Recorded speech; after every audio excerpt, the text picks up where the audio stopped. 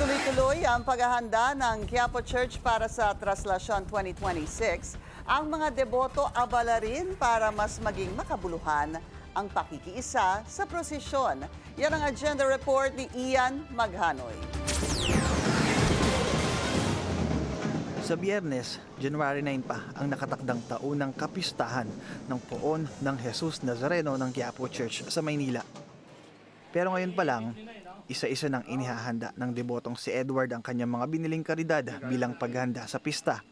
Alinsunod sa pananampalatayang Katolika, ang karidad o charity ay ang tradisyonal na voluntaryong pamamahagi ng mga deboto ng pagkain sa mga kapwa deboto. Mga nilagang itlog at fruit juice ang iaalay na karidad ni Edward sa Biyernes. Bagay na kanya na raw panata mula pa pagkabata na ipinamana naman sa kanya ng kanyang yumaong ina na isang debotong manghihilot. Alay yun.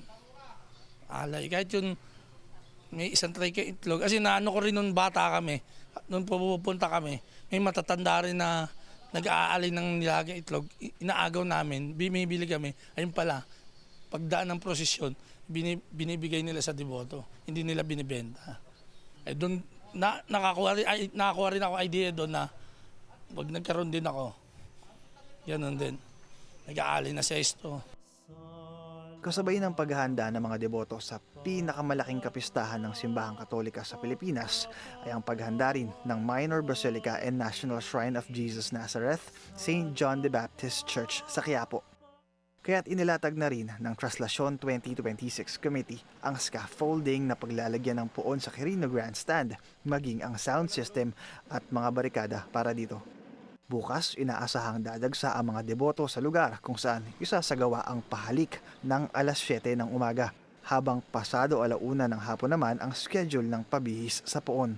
Sa ngayon, all systems go na ang Manila Police Districts sa kanilang security measures para sa seguridad ng kabuuan ng kapistahan. Para sa agenda, Ian Maghanoy, Bilyonaryo News Channel.